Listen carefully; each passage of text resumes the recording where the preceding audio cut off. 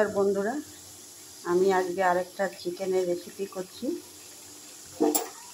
এই চিকেন এখানে 1 কিলো আছে। এখানে নিচে আমার চিকেন আছে। এখানে দুটো বড় টমেটো আছে, কুচিয়ে নিয়েছি।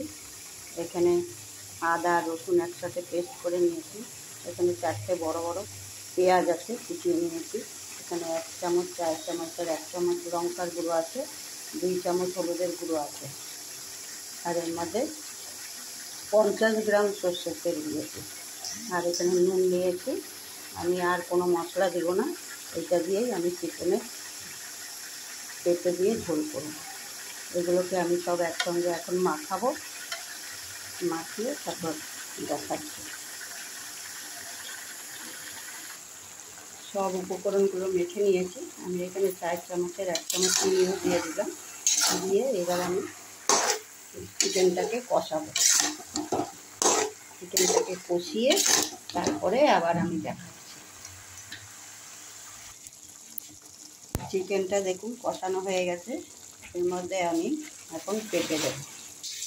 এই আমার গাছের পেঁপে পেরেছি, আজকে টাটকা পেঁপে। এই টাটকা পেঁপেই আজকে চিকেনটাকে কেটে ধুয়ে নুন হলুদ দিয়ে মাখিয়ে ভেজে নিয়েছি। এখন আমি এই কড়াতে দিয়ে একসঙ্গে কষাবো মাংস আর চিকেন। চিকেনটা কষানো হয়ে গেছে পেঁপে দিয়ে। আমি এর মধ্যে জল দিয়ে দিয়েছি।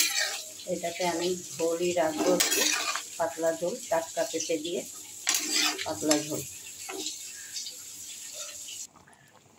এই যে আমার চিকেন দিয়ে, গাছের টাটকা পেঁপে দিয়ে চিকেনের ঝোল। এবার এটাকে আমি গ্যাস বন্ধ করে দেব, দিয়ে এটাকে নামাবো।